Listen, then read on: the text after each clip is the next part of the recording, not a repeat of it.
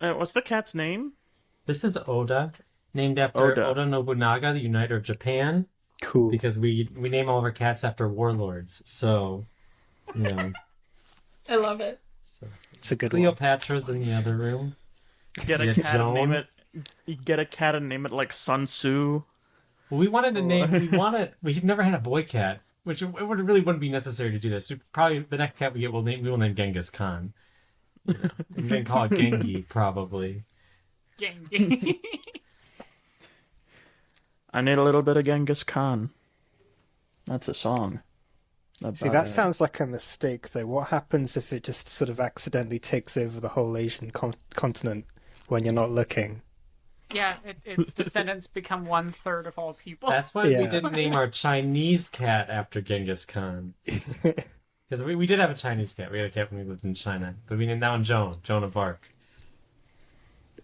Okay. So, it's a little harder with the feminine warlords. There haven't been a lot of There them. haven't been as many feminine warlords. And some of them don't have good cat really? names. Really, we just Yeah. need more girl boss war. Yeah. Yeah. It's like, I yeah. mean, history's just so biased. Where are all Yeah. the women warlords? True. Need to make it hers. That's- or I see, hate that's that why- style of. That's why do you know the anime Fate? No. Do you know the anime Fate where Is it like a an bunch of isekai? characters? No, Oh. a bunch of Got him. well, actually, it sort of is. It's a sort of reverse Yeah, it was isekai all because He's just trying to like, Okay. no, it's not. But I mean, they Okay, do get run over by a truck. But I mean, it's not. It's not. Come on. no, the premise is that a bunch of famous historical figures get like transferred to the modern world.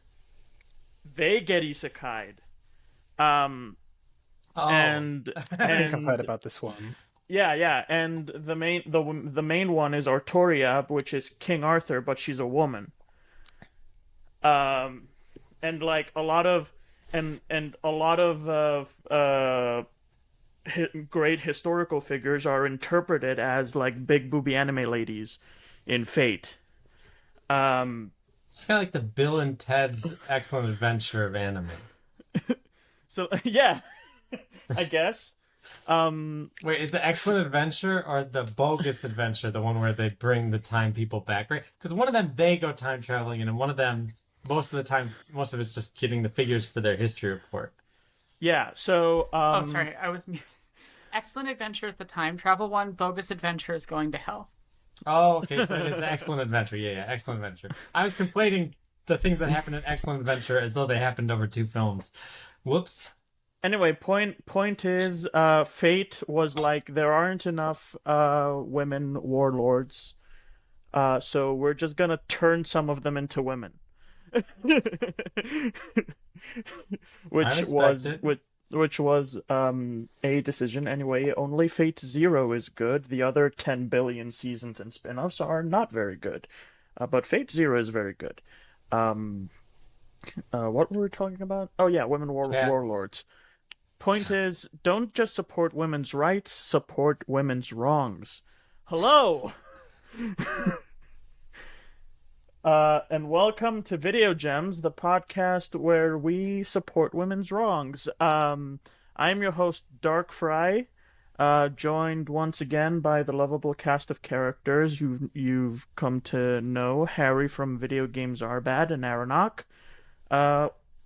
Once again, we have a very special guest. This time, Evelyn, introduce yourself.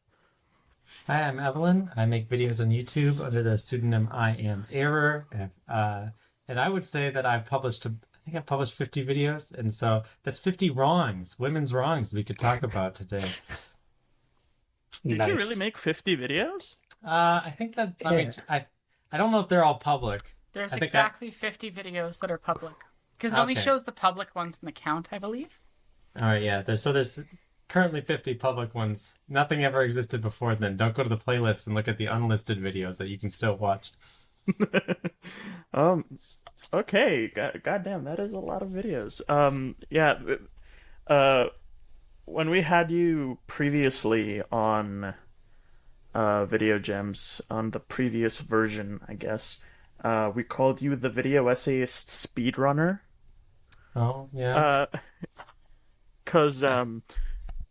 you're like making a video a week or one or every 2 weeks at that point. Mhm. And now like your like philosophy and your style of content has sort of changed, evolved. Now you make more long form stuff, and I think you mentioned that that those are the ones you want to make, Yeah, the longer ones. So, can we talk about that, or what sure. sort of caused that? Okay, so yeah, okay. So, yeah, so like I still do make shorter videos. I mean, if you look at my last 12 videos, so there's only 2 videos that eclipse an hour, and the rest are all, it looks like 1 or 2 are over 30, but most are under 30 minutes. Which I classify in my head as short. To me, why would I want to make long videos rather than short videos? I think I have like a philosophical difference between the two when I make them. I don't know if you guys have made long. I know Airnock has made some long videos, so she is more maybe familiar with this. Am I releasing a 4-hour film with Jesse Gender next month? Maybe. 4 hours. Exactly. I cut somewhere around 8,000 words from that script, and it's still like 4 hours. Politics and Star Wars, 8,000? it's hard to cover fast. 8,000 words Cut. is the amount of words you cut from that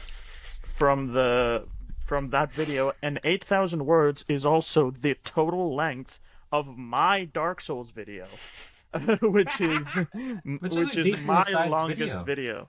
That's a longish video. 8,000 is pretty Yeah, substantial. it's a long video. It's about 1 hour, especially with my pace, and 1 hour for my standards is incredibly long when you consider how much of a pain in the fucking ass it is to make a Darkfry video. Yeah, that was Queer Relativity was, I think, 18,000 words, and there's probably a good 4,000 that I cut. I try to keep things as tight as possible, and I slash things ruthlessly. I think I cut a full finished edit. I cut like 15 minutes of fully finished video at the end of editing. So, but yeah, Brutal. those longer videos are much more satisfying, I think, in some ways, because you can really explore a concept fully. Even if you're someone that likes to cut darlings as much as I do, it's just nice to really get through the entire thing. See, that's the thing that I find interesting, because when you're not worried about oh, what I'm doing, this needs to be short. I don't have a lot of time to play with. Is like when you don't think like that, like you can really explore and like really dive deep into a topic, and I think a lot of people like that. And you do have sort of a lot of leeway to explore anything you want to explore, and pick and choose the things you want to get into. Not that you need to cover everything. That's You can't ever cover everything. And you shouldn't try. It makes for a bad video, always, by the way. Just for anyone aspiring to be video essay, never try to cover everything. I would say that like there's kind of I think there's to me in the very beginning planning stages of what I consider long and a short video, they're just fundamentally different. To me, a short video is trying to answer like a question, right? Like I've got like, I mean, I'll look at I got my own thing up because we were looking at how many videos I have. Like, what makes a great video game story, in quotes. And then that video is like, what makes a great story? What does that even mean? Right? The secret to good taste. What is taste? Why do we talk about taste? Why does it matter? My short videos, I'm trying to answer a question, right? And like, even when it's about a specific game, like, Neon White is a paratextual masterpiece. Terrible video from 9 months ago that I wanted to unlist for a while. That Shut video up. that video tries Can't to. do that. I've linked to it, Evelyn. You can't do that. No, I can. I've linked I can, to it. and I just did. You've linked to it. I've linked to it in Anyways. one of my videos. Did you just Oh. unlink it like right now? Oh, Can you imagine? anyways. Just live on air, like, okay, who's next? Anyways, but that video asks a question, right? Whereas my longer videos, they might have questions within them that they're trying to answer. Like my latest one on Zelda, Ocarina of Time. It's like, why do we consider this the best game ever, and why do we care about asking that question? I still ask questions, but what I find is that I kind of insinuated, it's a little bit looser in terms of how I'm approaching the topic. But more importantly, I feel much more liberated in what I can talk about when in a longer one. In a shorter Yeah. video, I want to be punchy and answer this like one particular question. In a longer video, I guess I'm more interested in the soul, my soul, the thing's soul that I'm interested in talking about. Yeah, exactly. That, Yeah. like, you can explore as much as you want, as deep as you want, and be like, and pick and choose on what you want to do a deep dive on, and not worry about like being short and punchy. You can just do what you want to do. I find with long videos, it's a lot more of an exploration of either a work of art or a very broad topic. You know, when you're doing the short videos, it's like even a short example of me doing a queer reading of a work is very different from like the long form ones. Like the Highlander video was me just going, why is it queer and why does that matter to me? Like it's two questions, but they're kind of answered at the same time. Whereas something like the Tron video becomes this like deeper exploration of the overall work of art and all of these interpersonal like these feelings that I have towards it, and why does that, like, what does that mean to me, and what does that say? And I think when you're at that first stage of writing, there's just a totally different goal in how you take notes even, I find with a short video, you tend to be very, very directed towards, I'm just making this point, so I'm just taking the exact things I need for this. Whereas like with a long video, it tends to be a lot more like, here's all the ideas. Now I will slice the ones I don't find as interesting and keep the ones I like, and kind of develop those plants like it's a tree that you're growing. Yeah. Yeah. Meanwhile, Harry is listening to us right now, and Having a he's like, brilliant time over here. What even is a long video, really, when you think about it? I like- can bring you in. I can bring you in, Harry, because I think you Yeah? secretly make my kind of long videos. All right. It's like I'm Okay. looking at video games are bad. Okay, I'm getting you up. You're okay? going to have So- to elaborate on So this. I with would me. say that I make a different kind of long video than Aeronaut does. Of course, there's a lot of range for expression. I think Aeronaut is describing hers really well, and that they're expansive. They're like looking at all these different themes. You're cutting things out.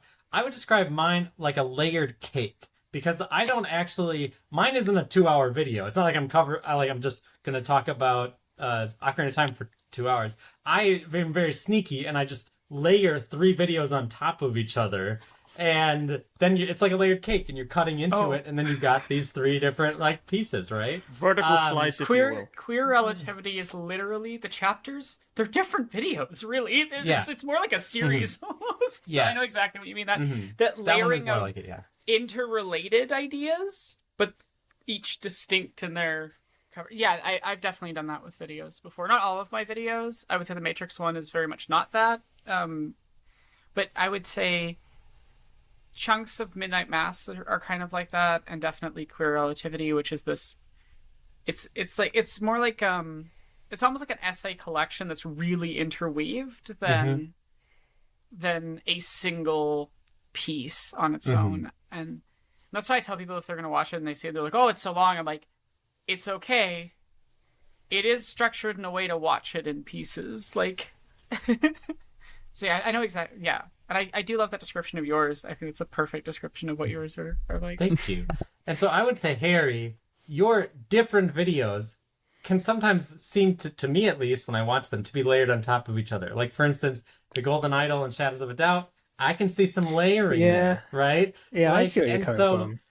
And so, like, yes, you don't necessarily make like these elaborate videos, we might say. But I think that when you take like creators who create lots of different things, there can still be like a continuity between them. And I think that's a similar vibe to what a long video tends to be going for, is to create a continuity of ideas, and stretch and like line them up so that the viewer understands better.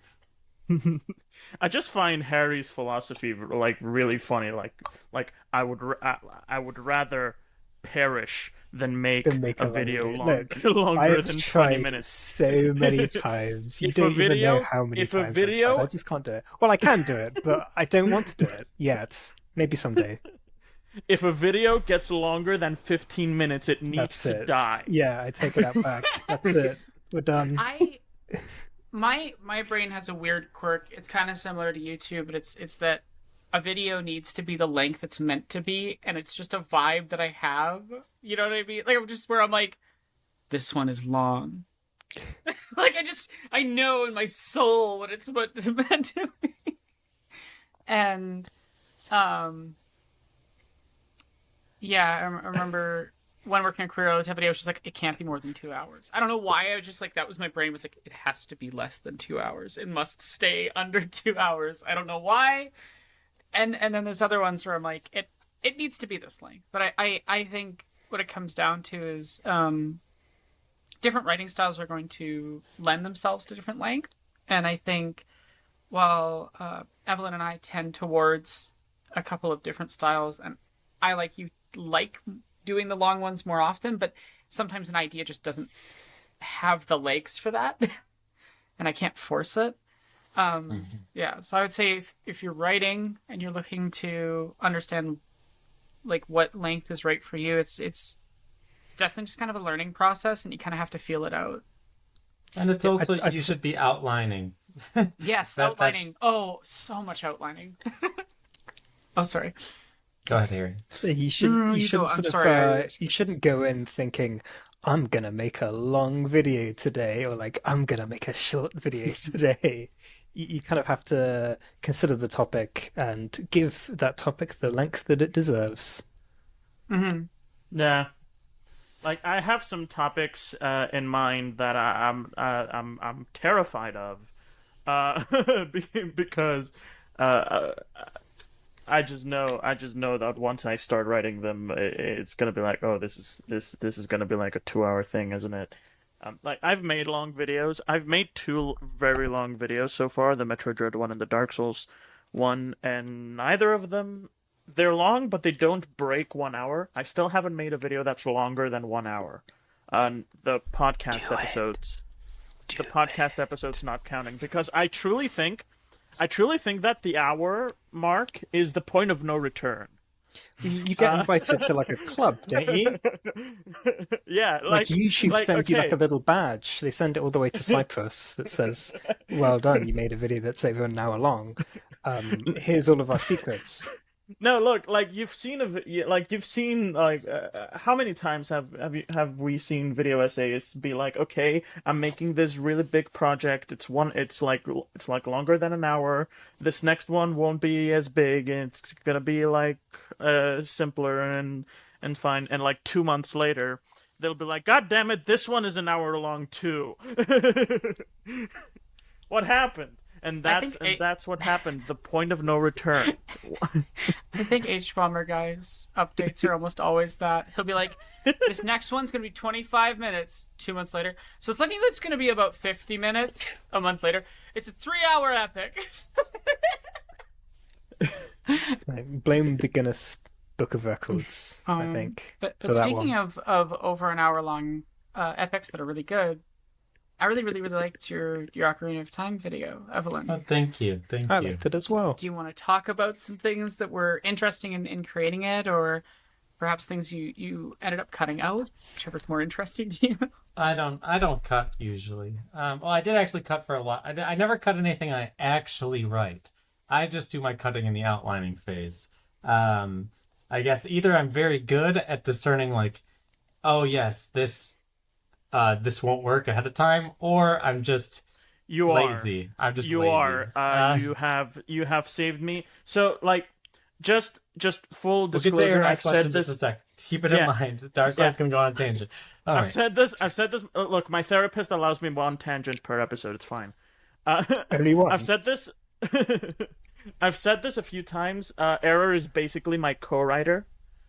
In videos, she helps so much, giving feedback and helping with the outlines. She's just incredible at that, and my videos would not be a tenth as good without They're pretty good her. before I get my hands on them. How modest. How modest. But yeah, just incredible at outlining scripts. Sorry for interrupting, Athene. All right. So okay, wait. So we were talking. There was a thing about outlining, and then I immediately wanted to pull up my script notes so I could have them in front of me. But what was the other half of that question was what? You said the outlining or cutting things or something else, whichever was more interesting. Oh, I was asking just if there's anything specific about the most recent video that you want to talk about, from whether it's a process standpoint or things that you covered in the video that you want to discuss, or things that you maybe cut that are interesting but weren't like necessary for the video, you know? Sure, yeah. So this one, I think I did do something a little bit different, which was that I was a little bit more discerning in what I decided to cover. In the past, when I decided to make an elaborate review, which is what I call my long projects, because they're divided into seasons. So we're in like season 2. Season 1 has a theme. Season 2 has a theme. Season 2's theme is the greatest game I ever played, and and what it is kind of like if you're familiar with Pitchfork, ye old listener, Pitchfork has a thing they do with musical artists called 5, 10, 15, 20, where they like the music artists will be like, I really liked the Beatles' Yellow Submarine when I was 5, and then they're like, when I was 10, I liked the Backstreet Boys, whatever, whatever they like, and the point is like get this sense of evolution. And so this season is like a really, really complex version of that. And so the first game was Super Mario 64, which was the first best game I ever played. And then next game was Ocarina of Time, and the next one will be whatever. And so I knew I was going to do Ocarina of Time next when I started the season, because I knew what the first 3 games were definitely going to be. And so, but I didn't know what I was going to exactly write on. And so, like, if you look at the Mario 64 one, and if you look at especially season 1, I would just run with a lot of random ideas. So for instance, in the Luigi's Mansion one, I spent like 30 minutes talking about Ghostbusters, and then I spent 30 minutes talking about Resident Evil, neither of which really have much to do with Luigi's Mansion, but I kind of make the compelling case that they do. And so with this one, I felt a different urge, which is I had a lot of notes, a lot of different sections that I had considered adding in, especially prior to actually playing the game and starting writing. So, for instance, I'm looking here. I had a whole part that was going to be called an Ode to Navi, which is just going to be a section about why Navi is actually an awesome video game companion and all the hate is stupid. And I also was going to have a section where I just talked about how the game uses music to communicate its meaning. And then as I was kind of like getting through the outlining, I was like, these are the most boring sections I could write.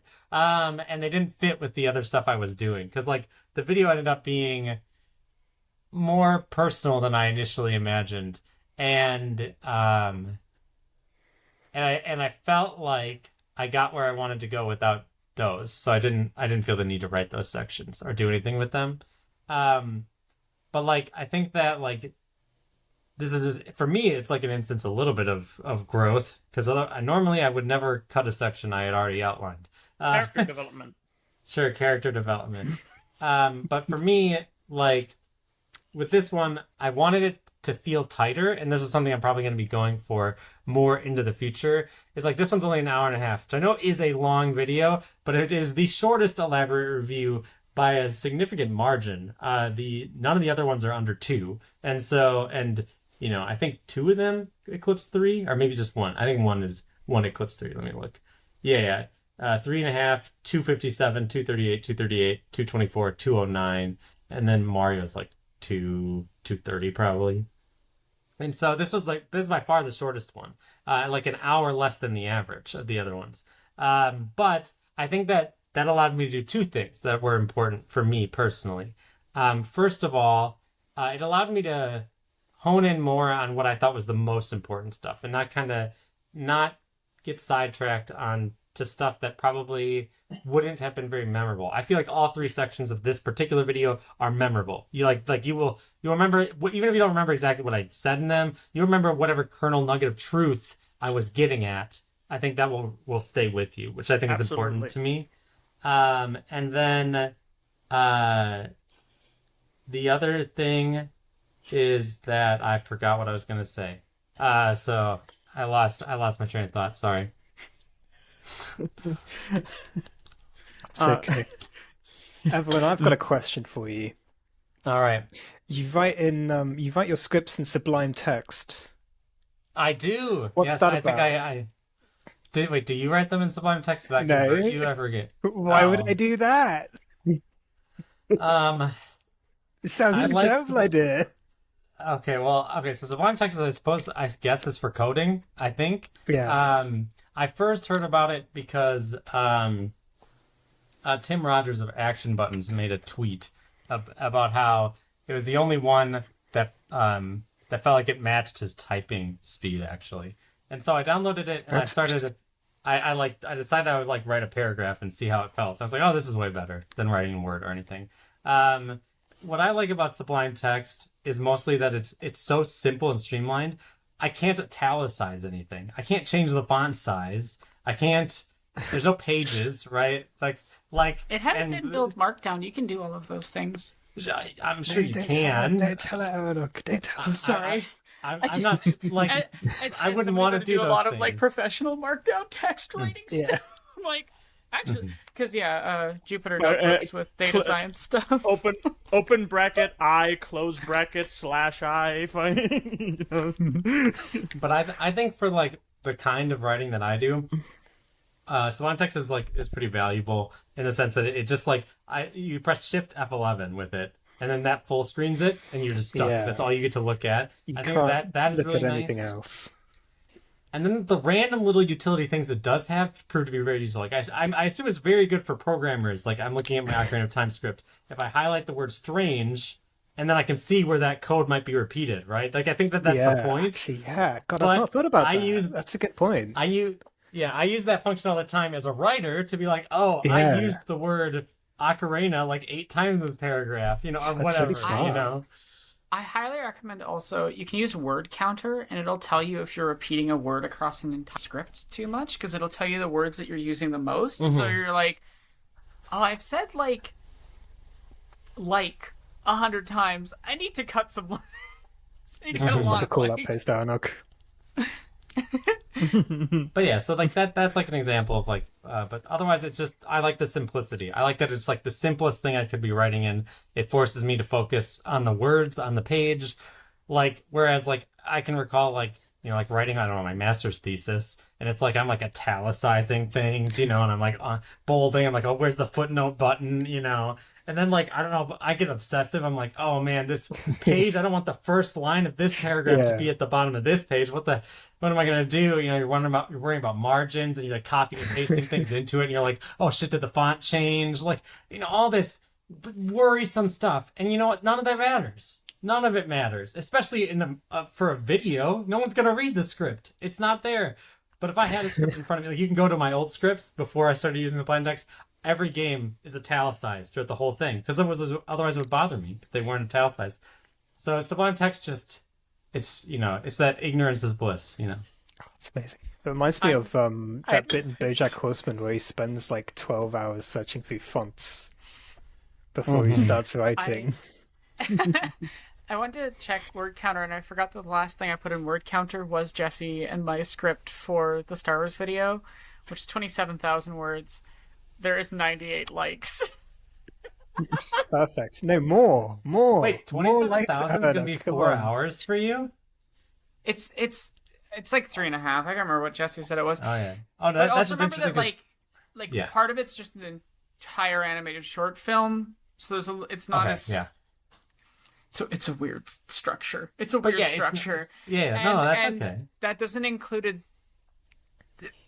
I don't want to say anymore. No, you don't have to say anything. Don't worry about it. But there is some unscripted things that will be in a spot, and I can't say where. So that'll add a lot of time, and we've kind of budgeted for that in our thought process of like what the length will end up being. But yeah, normally for me, 27,000 words would probably be 2.5 hours. I think if it was just a flat script in a very traditional way. Yeah, but my Mario 64 is 25. That's why I was thinking. Ooh, but anyways, go ahead, continue. Yeah, no, absolutely. But I just love that. I was like, I bet I have too many in the script. I went and looked. I love that I said, yeah, like if you have 100 looks 98. There's 158 instances of wars and 154 of star. There's 4 That makes wars sense. that have been unaccounted for. Need to find them. I think all 4 of those are actually an Umberto Eco quote. Like I think all 4 instances of war without star are that. Actually, no. Some of them might be clone wars. Okay. Just imagining you like going through it now and like replacing just every like what you did in school when you said Star Wars too many times in whatever you were writing, replace it with like what's it called, like synonyms, so it's like sun conflict or something. Oh yeah, sure, yeah. Just every now and then. So just so there's not I too remember- many Star Wars. Solar engagements. Solar Yeah. engagement. I remember Rasputin had a tweet that was like, writing advice. Check how many times you say the game in your script and remove like 95% of those instances. Which is pretty good advice, TBH. Like, that It's specific okay. phrase It's is- not that good. It's fine. I kind of disagree. When you're writing on The Legend of Zelda Ocarina of Time, I think the game is oftentimes a little bit nicer than saying the whole title. Yeah, I think you mixing gotta- up between the game Zelda and maybe saying OOT like that. OOT, oot. I think I call it oot Oot. one time in the script as a joke. I said but it, but I Ocarina- just hated it. Like instantly afterwards, I'm like, no. By the way, I love hearing British people say that title because they're like Ocarina. What? Ocarina of Do you want me to say the name of the game now? You're doing a southern accent. Go ahead. Go Yeah, ahead. that's a southern Wait. accent. It's Ocarina of no. Time. Ocarina. Ocarina. You do say it a little bit like Ocarina. Ocarina. Oh I think I man. would guess I'm Australians not going to be able to go to would say sleep it more at night like, now without thinking you know, Ocarina. would say it more funny than Ocarina Harry of would. Time. Ocarina. Reddit funny reviews. The Legend of Zelda. Ocarina of Time. The thing about Darling, back the the thing about- years. The thing about Ocarina of Time is that it has difficulty, and therefore it's an actual game, unlike these other things, which I called mere software. Because I'm a hoity-toity asshole. Sorry, I find Mere Bennett Foddy's views on what does and doesn't qualify as a game to be silly and arbitrary and wrong. Software's Bennett and fun your as well. Have you tried messing around in Excel? Yeah, it's So like fun, it's like you know? it's like saying that a drawing game isn't a game, like, but it is. Like, or there's this game that we used to play as kids, that like my siblings and I loved, and it would you take a paper, you fold it in 3, and you make it so you can't see the other 2 parts, right? You draw a head, you hand it to the next person, they hand you theirs. You cannot see what the head is, except for like 2 lines that tell you where like the neck is coming down. You draw a body, hand to the next, you draw legs. It's a super fun game. It is a game that's clever. from any sort of formal ludological theory. It's a game, but there's no friction really. You're just making funny things. There isn't difficulty other than, like, I guess if you want to describe the difficulty of drawing, but the drawing doesn't need to be good, so it doesn't. It's just for fun. Like, I don't know. I think any attempt to put a hard line around a category of something like video game is very difficult to actually justify because you're always going to find an exception. Yeah, it's one of those. It's one of those like arbitrary things that people try to define for whatever reason. Like, So anyway, do I make video essays? Like, is it I just- what is a video essay? I find it I such was an about to do a really obnoxious- clever segue. Like what the best game is. Aaron, Oh, yeah, yeah. Okay, Aaron, sure, you talk sure, about sure. that. This has We'll been a talk about that contentious instead. That's topic in the not- community. I don't wanna as have of just late. a- realistic just conversation to ever. say the one thing with that though, I think video essay is the kind of same thing. I'm like trying to find a hard line around what is and isn't a video essay is very difficult to do, as well. And I find it kind of misses the point. Like trying to argue what is and isn't a video game is sort of Thinking whatever, dog. necessarily I prefer to interesting sleep semantics at night. debate. IMO. Yeah. For me, when it Take comes that, to Jacob Geller. video essay is a genre, right? It's a genre of video. It's just like how like horror is a genre of film. And so we gotta like, to me, when we're I'm a scholar of media, so like I'm gonna approach this a little maybe differently than some people might. I don't think the genre of a thing is actually not particularly useful when discussing it. It's useful from the point of view of like a categorizer, right? If you're like, I'm going to categorize all of these films that are similar together. But if you're actually talking about a movie, why would I need to know it's a horror movie? And the reason why is primarily to establish expectations, like so that you can then talk about, is this thing like subverting the expectations of the genre and things like that. But outside of that, like, which is more of a conversational approach, it's the same thing with a video essay. Like, why are you defining this as a video essay? How is it helpful to have or not have this identity thrust upon this piece of video that you're looking at? And if it's useful, then just talk about why it's useful. Don't bother being like, a video essay is or isn't this, that, or the other thing. Yeah, like really, it's only useful, I think, in the process of trying to engage in a conversation with a larger body of work when talking about a specific piece, as you said. Like I think about horror, right? And it's like having the nebulous genre horror can be helpful because you can have a conversation about a work that is contextualized in relationship to all these other works that are With vaguely its defined as peers, horror. so to Its speak. peers, yeah. Yeah. I think video essay is kind of the same thing, but I think trying to like, it's like what's the thing that I always come down to when people are trying to define if something is or isn't something is it's like, what is your purpose?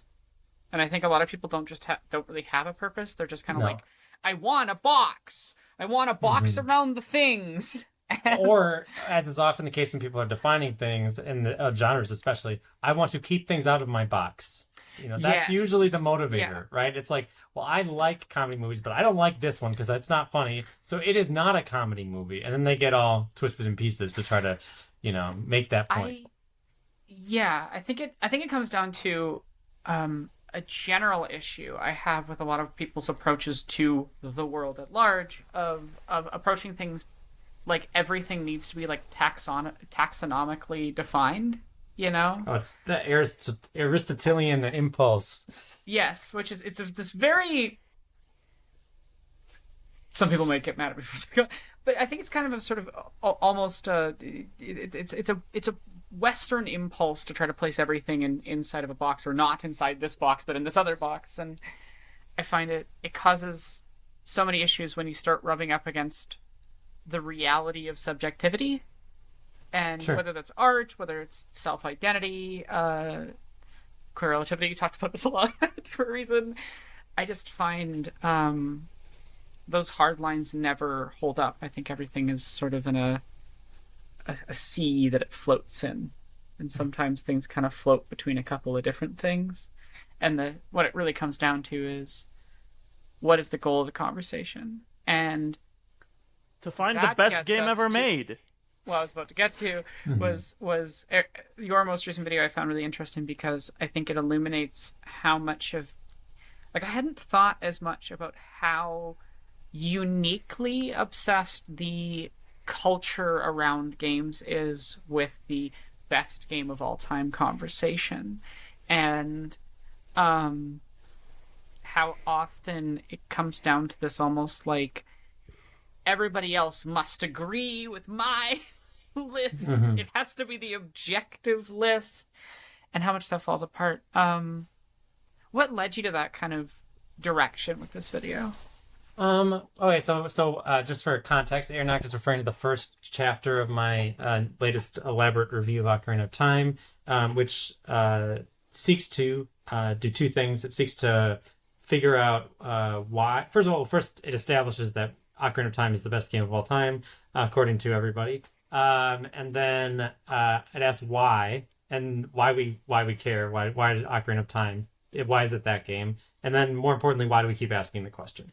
And so, in essence, the section is trying to dismantle the question, actually. What? I'm not just going to argue that Ocarina of Time is the best game ever made. No, I don't actually talk about Ocarina of Time because... but I do show, I think, I'm pretty convincing in the video that Ocarina of Time, a lot of people have said is the best game of all time. I think the opinion has waned in recent years, but growing up in the mid-2000s, you're looking at like Game FAQ polls, every IGN greatest of all time list. And like, I think as a child, I was uniquely very interested in these kind of lists. So this is, I think, a lot of the discussion of Ocarina of Time here is pulled, especially in the later sections, from personal experience. And I think like I'm very sneakily inserting some personal experience. Because when I was growing up, I was very I wanted to play games. I wanted to know, I wanted to, I guess, know what the good games were so I could go play them and know more and understand more about games, right? And so, like, for instance, when I first played Earthbound, this would be around like 2005, I did so because people were like, this is one of the best games ever, right? And, and that was oftentimes the reason why I bought the games I played was because they were on a list and I trusted that list to give me, good games to play. And like and so, but always at the top of the list, or always number 1 or 2, is Ocarina of Time, or was at the time. And so, when setting out to make a video about Ocarina of Time, and specifically a video in the season, the best game I ever played, it behooves one to consider, this isn't just the best game I ever played, is it? It appears to be the best game anyone's ever played. And so why is that? Why do we talk about this game with such reverie when talking to all my video essayist friends on Discord, it becomes very apparent, as I say in the video, Ocarina of Time is no one's favorite Zelda game, right? Like, you literally take any individual, no one likes Ocarina of Time more than any other one. But most people will put Ocarina of Time... Yeah. We've asked everybody that's come onto this podcast if they like Ocarina of Time, and most of them have said no. Yeah, I think it's worth saying, too, that I think video essayists are a weird crew, perspectives-wise. We tend to be people that are very engaged in trying to interact with a large amount of media and understand it at a deep level and everything. And I think we don't tend to stick with, I played this game when I was 5, and it was the best thing that I've ever experienced, and my brain will just hold on to that singular vision of it without any revision or rediscussion with it ever. I'm just going to hold on to that hard. And what I find fascinating is if you watch any playthrough of someone who going into it is like, Ocarina of Time is the greatest game of all time, I loved it when I was a kid, and then they play it and they're like getting frustrated constantly at all of these different issues with it and things. And I want to be clear, because I think it was so prevalent when we were growing up, like well into the 2010s, frankly, that like it was like treated as fact that it was greatest of all time. And I tend to be a bit of a contrarian ass sometimes. So anytime I see that, my brain is just like, no, it isn't, and I want to argue about it. And the issue is that Ocarina of Time is a great game. And it's not even in the top, 3 for most people's best Zelda games. Even for people who haven't played a lot of Zelda games. Well, yeah, I really find interesting the concept you talk about, the magic powder. Oh, yeah. That like, most Zelda games add magic powder to Ocarina of Time to make a new Zelda game, while Ocarina of Time is like the template. And The sometimes mayonnaise metaphor. Yeah, yeah. Really true. Yeah, and sometimes people really like the magic powder, and everyone loves that, and everyone loves that game. Or maybe you don't like the magic powder, you don't like the motion control magic powder, and you don't like Skyward Sword a whole lot. For example, I don't know. I think for me So- it's that, and I think this is part of why video essayists tend to much more strongly disagree with the general opinion of Ocarina of Time being the greatest of all time, is that we tend to be interested in works of art that are unique or interesting or complicated in some way that draws attention to a deeper level. So it tends towards games that are controversial or have very strong reactions from people. They either love it a ton, they hate it. Like Pathologic. Look how many video essayists love Pathologic.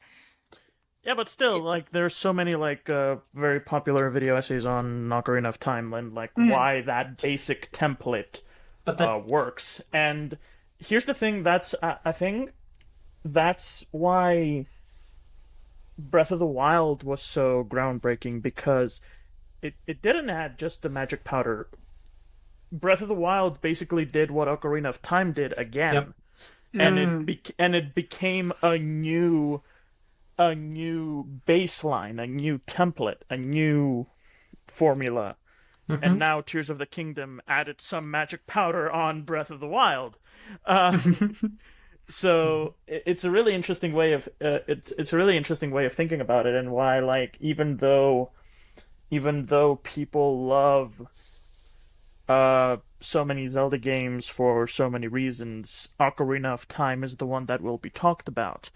Even though Tears of the Kingdom is so amazing and people love it so much, and I haven't seen anyone say that they like Breath of the Wild more, but still Breath of the Wild will probably be the more talked about game, and the more, like, important one it'll always be. I agree. going- It'll be more important going always. forward. I don't know about more talked about. It'll depend. Because it's like, it'd be more like, I would say Tears of the Kingdom is more like if Nintendo really did make Ocarina of Time 2 right after making Ocarina. Like, Yeah. that would, because, like, Tears of the Kingdom is not like a Majora's Mask to the Breath of the Wild. It is No. it is more. Even though that's what people were saying about it. Who are these people, Darkfry? Who are they? Show me the tweets, Darkfry. There are tweets, like, you know how when they Are they Twitter revealed the verified? trailer for Tears of the Kingdom, and it was like dark and spooky, and people were like, oh, Yeah, but this that is was gonna be before the dark, game came like out. That was before it released. Yeah, that was before it came out. 5 We people didn't know. that are like, the depths is spooky. It's like Majora's Mask, which I think as was it I think it was either Raz or Jacob Keller, I can't remember who did the video that was the darkest video game, like the darkest Zelda video That's game. But Jacob it's like, Oh Keller. yeah, Geller. that's Jacob. It was Jacob. That's Jacob Geller. Yeah, that was a really good video. I don't know why I was struggling to remember who. I love that video, because in that video Jacob Geller is just straight up making fun of people. It's just he's just straight up making fun of most That's of what I the didn't Zelda like fan about the base. video. I don't mind the video overall, but I didn't like that it felt like it was like metatextually saying like there are conversations not worth having, and I was like, Yeah, I think that's a fair way to take that video. I definitely am tired of the sort of childish thing of like the reasons why this is secretly dark, like that sort of approach Oh, to yeah, me. You yeah, know, yeah. it's that. So I have an entire bit in doing a giant video on Undertale, and it's really good. I'm really proud of the script of it. I was chatting with Ruby from Codex Entry the other night. We were talking about it because what I realized, I think, is my primary issue with like how a lot of Undertale has been discussed, but also like what Undertale's actively talking about is people that are more interested in a thing that is not even in the work. Like they're more interested in this imagined outside thing than like the work itself. And I think even just the general like what's the best game of all time conversation often becomes less about like examining the work itself and becomes more about this like conversation about all these other things that are around it. Though not, I find that a less annoying version of that type of things. I think to some extent it still requires engaging with the work a little bit more. But Sure. the example I use there is, and I'm excited, like I wrote a thing about this and I'm not going to give too much of it away, but just that like people's obsession with trying to solve the Gaster mystery and in so doing completely missing the point of what that character's meant to represent, which is that, you know, he dug so far into things completely unrelated with his world that he literally fell away from it. Like it's about media analysis that stops engaging with the work, and you just lose yourself out in the ether. And I find it really funny that the thing commenting on that became the thing people started doing. Like, Yeah. it's sort of a fascinating irony of like missing the point by engaging with the thing that's making the point. The first video I ever made on YouTube is a parody of game theory about W.D. Gaster, and it got 250,000 views. And it is the most viewed thing I will probably ever make, and that haunts me every night. That's not very optimistic, Oh, Dark no, Fry. What's that I about? hope not every night. Ever make? not every night, but Ever make? But the reason I bring Well, that up is I want to. I want to make something that gets more views just so that it stops mocking me. But yeah, You could sleep at night. But to bring around my point, which is part of what I really love about your analysis of media, Evelyn, is that it engages with the personal and the emotional and the connective elements of art in a way that I always seek to do, and which I really appreciate when I find it. And I find the Ocarina of Time video so interesting because I think it does a really good job of reframing that entire conversation about the game at large and what the conversation has been. And then as you said, you have that like layer cake of these two other stories. And I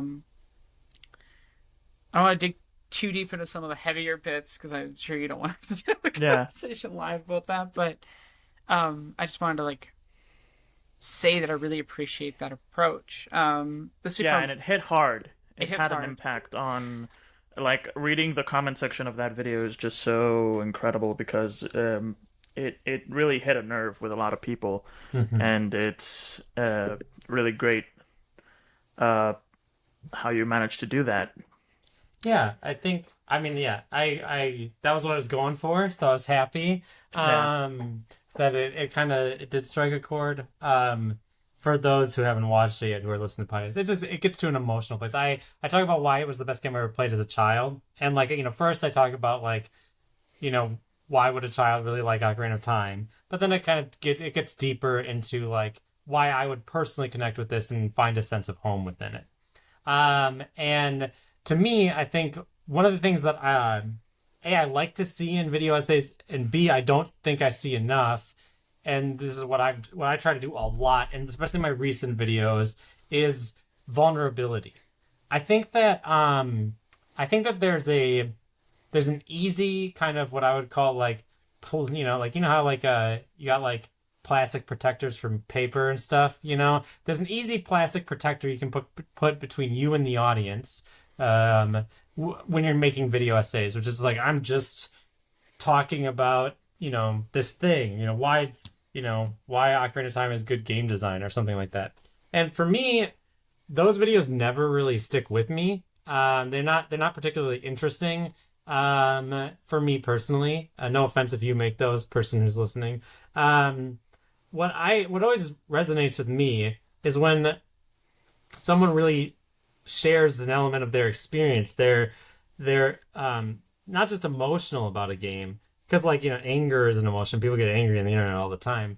But when they're vulnerable, they open themselves up in a way as to say like listen, like this goes beyond just like, oh man, it was really good game design when that Shadow Link was swinging his sword at the exact same time I was, right? Like, maybe that wasn't exactly Harry's favorite moment of game design. But But I want, in making my videos, I want to be vulnerable. I want to like bring someone in to how I feel and hopefully make them feel a little bit of that.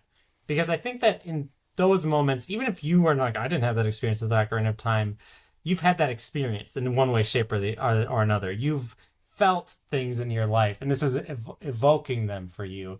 And I think when you do that, I think it opens up, and it's like that's why we actually play games and watch movies and stuff, right?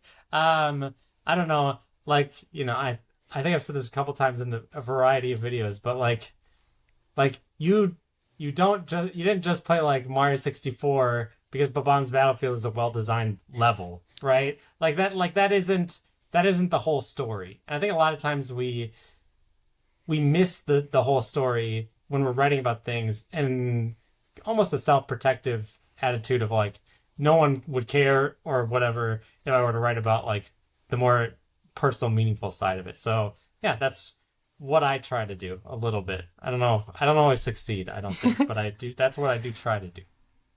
Yeah, no, I feel a kindred creative spirit in that one. And, with just my work, because my work is very much in that end of things. And it is a balancing act for sure, like with vulnerability of what are you comfortable with having in a public eye. But I also just think that, like, personally, art is personal. Our experience with art is personal, and I think it takes vulnerability to actually have real conversations about art. Not getting the end of this Undertale video. There's a lot to connect with this conversation, but I actually wrote a bit in it where I talk about like the frustration with people who like keep talking around the art and things, but they don't want to engage too much, because they do, then they start to getting into their feelings, because art makes you feel things and it connects to the personal to some degree. And if you want to really talk about it, you kind of have to talk about those things. And when I encounter that type of I like protector around the paper thing, like you were saying, I want to scream at them. I'm like, what does it make you feel though? Like, what does it mean to you? Why does this work of art matter to you so much that you would want to talk about it? And yeah, and I just think it's like, purely technical analysis is interesting and everything, but I think it's inherently incomplete if you can't also engage with like, what does that technical stuff cause you to experience? That's what I try to do. Because like I talk about, because I mostly talk about design and technical stuff and whatever, but like my philosophy around those is that everything is meant to make you feel emotions. So they should be judged around what like emotions they make you feel. And the videos I'm writing right now like are more about that. So I'm trying to like inject more of that vulnerability in my own stuff too, because it's really powerful. It really is. It really is. I think it's difficult to pull off. And I also want to say, I think in a roundabout way, this kind of comes back to the beginning of our conversation, because we started by talking about longer videos. And I think that you just can't do it in a 10-minute video. I don't think you can be vulnerable about Ocarina of Time in 10 minutes. Like, yeah. I just like to me, I don't ever get to that point where like I'm feeling vulnerable and emotional until like an hour into the video, right? Like I don't open myself up unless you've already committed an hour of your time with me, right? Then I'm ready to tell you, and you're ready to hear it, right? Like, and that's why the longer videos can sometimes they put the viewer in a different state of mind, and I think that it's okay to do that technical stuff, and I'd like to do other kinds of readings and things, but like specifically, I don't like the long videos that do like that don't have any emotional component to it. Like I do not want to sit through 3 hours with no like of just of whatever. But yeah, and I to kind of I'll let Aeronaut go, and then I have a point. I think a good example of this, somebody who does a lot of technical analysis in their work, is Tim Rogers. And Tim Rogers always connects the personal. And I think Tim Rogers is like someone I would point to because I think he sometimes gets in the weeds with really, really little minute technical things of game design. Is that like the technical stuff wouldn't work without the personal side of it for him. And I think if you were to just strip away all of that personal element there, it would be a far less interesting work of art. Yeah, and I mean, you can see it. Analysis. And you can see it with his work, because his work with Kotaku and his early works on his channel are less like that, and they're just way less interesting. In my opinion, some of them are good still, but they're not good for the same reason. I mean, I would, and like for me, when I first start, go ahead. Oh, sorry, no, I apologize. I was just gonna say, like, when I first started my channel, like it was, and this is like this is the lore. I think this is known. I think it might have even said it last time on the podcast, but I watched Tim Rogers' action button reviews because I woke up at like 4 a.m. and I went on YouTube and there's a 3-hour video. I was like, whatever. And I put it on, and then I paused it halfway through and went and got McDonald's for breakfast, and I came back and I watched the rest. And like I finished that video and I was like, I want to make videos. And so then I started making videos, right? And what got me with that one was like there's a section in there, the point, hard hooked on digital red, parentheses, something, I don't know. The Doom one is the one that hits. I think he hits his stride there as well. So yeah, glad that but he like has this emotional moment, and like it's funny because the emotional moment is not what you'd expect. He's like, I didn't say what I wanted to say. I'm sorry. I'll try better next time. And like obviously he says it much more because he's feeling emotional in the moment. So like you connect with it. But I was like, I want to like the feeling. Like this is like because like before this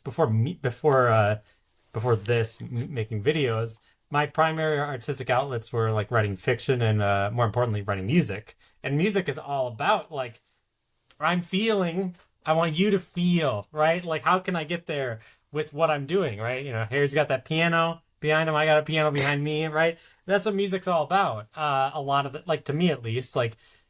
Technically impressive. A piano, Jesus. And so, secret ingredient, Doctor. I've never thought about that until you pointed this out. I'm just having a moment of like self-realization. It's definitely true. No, but like it's definitely true. The reason, what I'm saying is that, the first art form where I performed it for other people, like I did a lot of like different art as a kid, but like performing for people to get them to feel something was music. I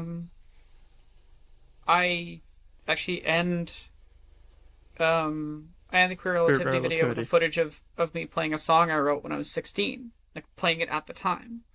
And I hadn't made that connection of like why for me, I'm like my video essays are all about making people feel things. I want you to feel things. I'm feeling things, you feel things now. And now I'm like, oh, that clicks. That makes sense now. That tracks, I guess. So thank you for making me realize something about like the way my artist brain has probably been formed by performing in front of people. No problem. No. There's one more thing I'd like to talk about that you bring up in your Ocarina of Time video. Okay. And that is finishing games and replaying games. You mention in the video that you have a sort of aversion to finishing games and to replaying games. It's both, yeah. It's a bad combo, yeah. It's not good for video essayists either. I think most people, I think when they're like, I'm gonna make a video on Ocarina of Time, I want to play Ocarina of Time like 3 times and like really get in the nitty gritty. I'm like, oh. Going through it once is kind of torturous. Not really. Going through it a second time would have been torturous. By the way, you don't have to. There's like whole discourse and stuff about like reviewers and GC like Vasquez not just released a video. finishing. So, Yeah. Sorry, go on. Well, So, not what's your just. question? What's your exact question, or do you just want me to comment on finishing games? No, I just want to like talk about it Mm-hmm. and discuss this because I find this really interesting because you say that you can't replay games. I'm the opposite. The me, not the plural you, not like It's not not like allowed. nobody. Yeah, Right. They made it illegal. No. Like you say in the video that you don't like replaying games. I'm the No. opposite. I'm a replay monster. Um, I've talked about like in your video the You didn't change. yeah, you don't your favorite game didn't change, you did. Which everyone in this video is on, or Yeah. in this podcast is on, by It's the true. way. Yeah, hell yeah. I mentioned in that video, which and this is a true fact, I replay Persona 3 every year, and that's like an 80-hour long So like JRPG. replay monster is kind of like an understatement, really, isn't it? Because this isn't like sort of small, quick 6-hour games we're talking about. This is like a 100-hour JRPG that's I like have kind played- of okay, you know? I've played Persona 3 more than 10 times, and I do it every year. And not just 3. I've replayed 4 and 5 like a bunch of times too each. And Fire Emblem and Metroid games I replay a lot. Like basically my favorite games, I will play them over and over again. And at times I will just feel this urge to be like, I gotta play this game again, and I just do it. Way more than I feel the urge to like play something new. And I find that very weird. I don't know. Is this like just a me thing? Am I the weirdo here, or is I don't there? think I don't think so. I I sometimes think a lot replay of games. people like to replay games. That's Yeah. normal. I think re-engaging with works of art repeatedly is a normal thing, and I think a healthy thing. And I mean, God, I probably watched Matrix like I think it was 35 times, 37 times, something like that when I was writing that script. To be fair, it was over like an 8-month period. But That's still like every other day. It's fine. To be clear, when I'm writing about a film, I just put it on the background all the time Yeah, when yeah, I'm yeah. doing other work and stuff. Like it just becomes this like because I need to feel it in my skin. I need to know exactly what will happen at every second of the entire film. So when I'm editing, I just like know exactly where everything needs to go. Sure. Yeah, Harry, what were you gonna say? I was going to say, replaying games can be quite helpful because I made a video. I played Sable, and then I made a video on Sable, and then I played it again, and I was like, you know what, this game is really good. I might need to make another video on it. So who knows what's going to happen the third time? It's just going to be like, Yeah. maybe that will be my first long video. It'll be on the third time that I play Sable. Yeah. Yeah, so I'm the oddball, right? I do not like replaying games. I'm trying to think of games. So I have on Steam. I have a thing called Finished. It's got 173 games on it. All right. Pretty good. Games. All right. I'm looking at it right now.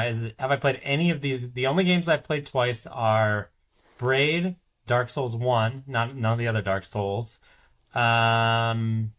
Technically Elden Ring, but I only did it for a video and I hated it because I didn't record my first playthrough, and if I had, I wouldn't have replayed it again. Same. No, I never replayed Half-Life 2. Let's see. Nope. I know this is really exciting for you guys. Nope. I have. Yeah. The Imagining total list is Evan's Dark library. Souls 1 and Braid. Those are the 2 games out of every game on Steam that I have under my Finished tab that I have replayed That in is its entirety. impressive. So I do not like to replay games. And yeah, when I started writing that section, this gets back to one of your first questions when like outlining it. Like when I was like thinking about the script, I was like the point of this video is going to be like, you don't gotta complete games. Like I loved Ocarina of Time. It was one of my favorite games as a child. And I never beat it, and that's fine. That's cool. You can have your favorite game of all time. If you never beat it, that's okay. That was like what I was going to say. And then like I realized I had a problem because not only do I not replay the games I do finish, I don't finish games. And like I noted that I made a list of every GameCube game I owned or I mean, rented. it and I makes haven't sense. completed any. That Go ahead. combo Why makes does it make sense. Like sense? if you finish a game and then it's dead to you, then yeah, Oh, I yeah. wouldn't finish games either. So like, you know, I kind of dive into like feeling like I didn't like to complete games, and like in the video, not you know, I don't care about spoilers. It's my video. I can spoil it to you, listener. In the video, I note that I did finish a game once. It was Pokemon Red, and I hated it. I cried because I was like, now what do I do with my Pokemon?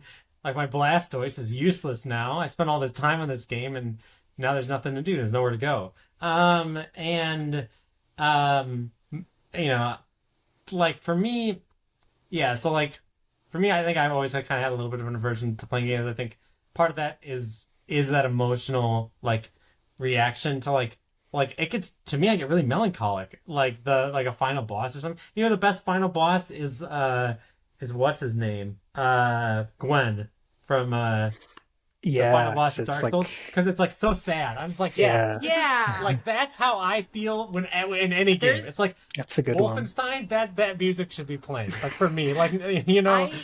I know exactly what you mean though, because I do feel a sort of like I finish a game and I'm like, oh, like if I'm enjoying it enough, I struggle to I struggle with games getting one that'll click with me where I want to play it all the way to the finish, you know. And I'm not much of a game replayer. I will replay certain games that I really love, but I have to really love it, and it has to hit a certain, I don't know, je ne sais quoi in my brain. Like I replayed Mundown a bunch of times, but that's also because I was writing a video about it, and it's short enough that it's not a horrifically long experience to replay. God, I love Mundown. It's such a good game. Anyway. Yeah. But with Undertale, like, because I knew I kind of dedicated myself to like I'm gonna play through True Pacifist and then I will never replay the game. Was kind of my mentality going into making the video, which is why I was like, I don't know if I'll make this a video, but I'm going to record the entire thing just in case, because if I am gonna make it a video, I want it recorded and I want it usable for that reason. And I played through all the entire game, and like the ending I think plays with that melancholy of saying goodbye and everything to a work of art, which I really appreciate and enjoyed. But then I found out that there's a trans woman character in the Switch version, and I had to play that. What? I didn't know about this. Okay, so Why did they put it in the Switch version? well, and because not, that like, came out the way full game? later, and it's a continuation of the. It is a full game release, but it Oh yeah. was a later re-release. Each time Toby's re-released the game to a new console, he's added one or two things which slightly move the canon forward Ah, on interesting. purpose, which is interesting. Which I think is him Oh, sort of Toby. showing that like there's a time and a way to re-engage with a work of art when you've given it distance, and I think it's sort of getting across the point of I wasn't saying never re-engage with a work of art again. Like once you've engaged with it once, it's more just getting the point across of like never letting it lie and actually take into heart the messages is a problem. Letting it consume you, I guess. Because yeah, I again, I don't want to get too much into this because I have a lot of feelings about the lackluster conversation around Undertale. I've watched so many Undertale videos in the last 2 weeks. That's a good point. Yeah, what are the Including mine.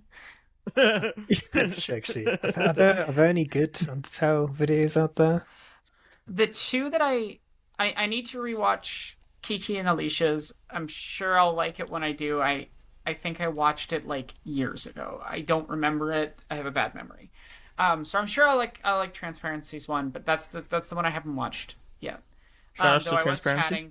I was chatting with Kiki and Alicia about the script the other day. But the two that I really liked were, I think it was Game Maker Toolkit's one, which does engage with some emotionality and personal feelings and things in a way that I found interesting.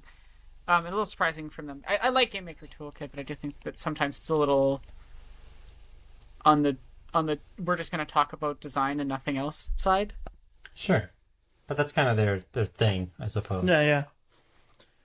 And shout outs to GC Vasquez, by the way, for that video we mentioned that Yeah, you don't have to finish games, I That think you is don't the have name. to finish games. No, He it made wasn't it a Game while Maker ago, Toolkit. but It was a different one. Fuck, He what's made it- Doing quite he well. made it a while ago, but it's popping off right now. Oh, Looks oh it. yeah, it's not. Alright, It's not brand so- new. Whoops. Yeah, it's Yeah, not. the- It's not brand new, but it's getting picked Brand up new by to a lot of the people out there. algorithm. 100,000 Yeah. people or whatever.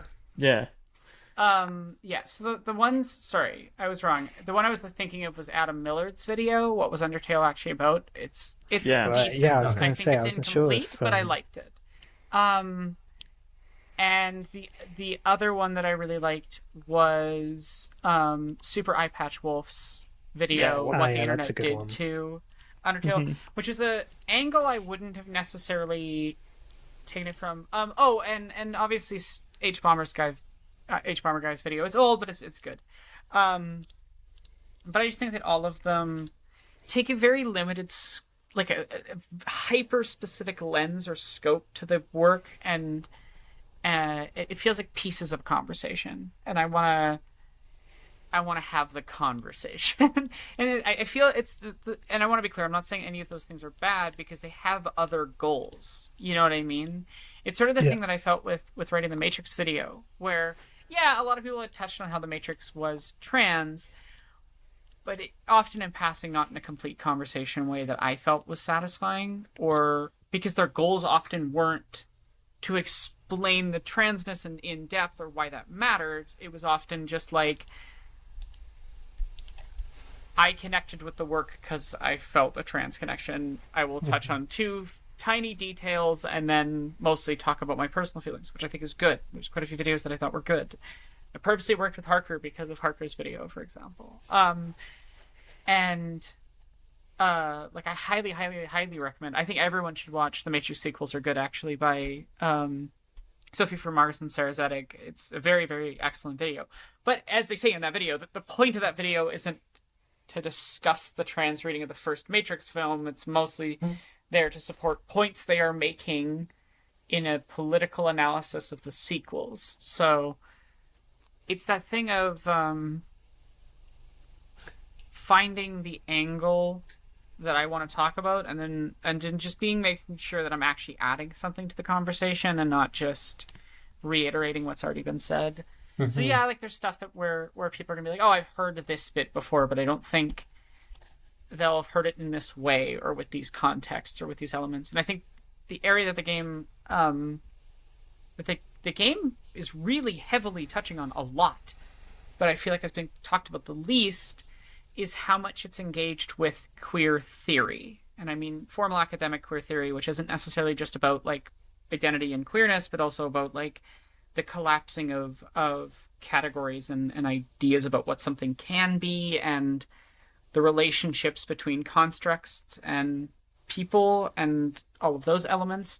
And it is exploring those things with also just explicit queer representation. A lot of explicit queer representation that I feel like nobody's really pulled into a cohesive commentary either as it relates to all of the other elements. So yeah, sorry, I'm talking too much about my own work. That's okay. But yeah, so to pass it back to Evelyn, I guess when you're talking about these works that have been discussed so heavily, how's that process of finding what you want to cover in that like sea of a conversation that's already occurred? I'm gonna give a pretty unsatisfying answer here. I don't watch anything anyone has ever written or said about the thing. And B, I just trust myself. I trust that like whatever I'm gonna find, and this is maybe I wouldn't say it's maybe overly self-confident, is going to be unique. And I think that so far that's been true. Yes. And so Yes. yeah. More self-confidence. So Yeah. generally speaking, I try not to do, like, here's the funny thing. It's like I come from academia, right? I'm like finishing up my PhD right now. And in academia, you do this thing a lot where you're like, oh, this is what somebody else has published and said about this thing, and here's how my opinion interacts with theirs, or here's how like I'm gonna use this theorist's ideas to help talk about whatever, you know what I mean? Like very, very much like there's that attitude, right? Because like in academia, this is how I describe it to my students because I'm a writing teacher. You're like bricks. It's, like I put a brick down, then you put a brick on top of mine, right? And we're going to keep building this field or whatever it is. I just don't view video essays the same way whatsoever. And so like, no offense to all the other video essays, but essayists, I guess maybe I don't respect you enough to feel that. Maybe is the really mean way of saying it. But maybe what I would just say is that like I don't feel the need. I don't feel the need to worry about what other people have said about Ocarina of Time on YouTube. If they're making videos like mine, as in with the same reason for making them, not necessarily the same topic or the same arguments, I think they're going to come to very different conclusions than me. If they're not making videos with the same impetus that I make videos for, I don't think that they're going to come to anything close to what I'm going to talk about. Does that make sense? Yeah, absolutely. No, I usually don't really care much what other people have said in the past. Because I always find that whatever I've said is unique. I also don't ever look at that stuff until after I've written my outline. I just sometimes will tweak things slightly. I also just I love treating. I think more people need to actually treat video essays like it's an art form worth engaging with and interacting with intertextually. And so I when I can quote someone doing a good thing in a video, I like to do that. I mean, I did that with your video in Queer Relativity, if you remember that. But I totally get what you mean. I often when I go looking at what other people have said about a topic, I'm a very curious person. I think it's more about why I do it than anything else. Like, I don't think it's a necessary thing, and it rarely really changes anything that I'm saying in the video. Anyways, a lot of my stuff is so personal. It's on a case by case basis. Yeah. Like if you want to look at what other people are saying, then do it. If you don't want to and feel more comfortable, like just doing your own thing and saying what you want to say and just doing it, just do it. Just make the thing, say the thing. And just one other small thing that I want to add, as we're coming to the end of this episode of Video Gems, just one small thing I want to add for the finishing games conversation. There's this whole discourse about how to talk about a game or to review it or to really engage with it, you have to finish it. And especially for video essayists, and especially for video essayists, new up-and-comers, if you're one of those listening, this can feel like a bit of a barrier of entry, sort of. Like, if you want to talk about something, you need to play it again and again and really understand it and watch whatever. Every video that ever was made on that thing.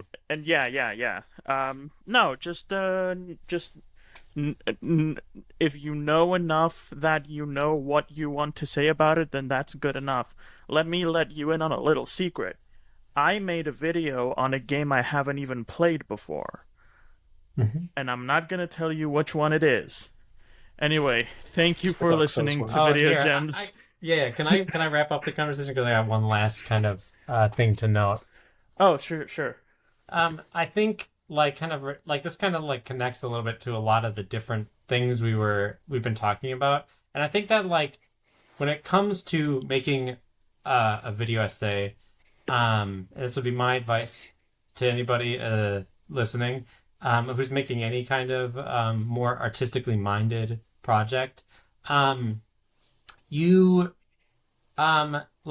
reason why, to me, the reason why we would be concerned with the question, have I finished Ocarina of Time before I talk about it, is that usually it comes back to that kind of quantitative desire to analyze, for instance, a game and be like, this is the best game because I look at it front to back and I know this whole thing. It's like reviewing a car, right? You wouldn't review a car and say it was a good car unless you would you knew everything about the car, right?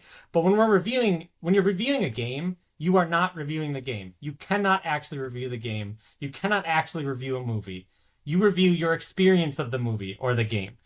you know what? If you revisit a game in 10 years, and this is what the Ocarina of Time video is about, because I didn't beat it when I was a kid, played it when I was 10, then I played it when I was 30, and that's two different people playing the game, having completely different experiences, right? I can only review those experiences, and that's what I do in the video, right? It's like, this is what it meant to me when I was 10, this is what it means to me now. And I think that's why when you don't need to worry about completing a game, you don't need to worry about watching everyone else's videos on it, because I think if you're making what I consider to be a good essay, or at least an essay in my mold, you're reviewing your experience of it. You're talking about that. You're not actually really talking about the thing in and of itself. And that's valuable advice, I think. I hope. Yeah. Yeah, that's good. That's awesome.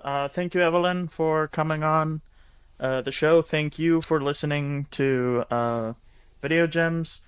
Like, subscribe, do all the YouTube things. Check out Evelyn's videos if you haven't already. That's I Am Error on YouTube. And we'll see you next time. Bye. See you in 2 Goodbye. years. Okay.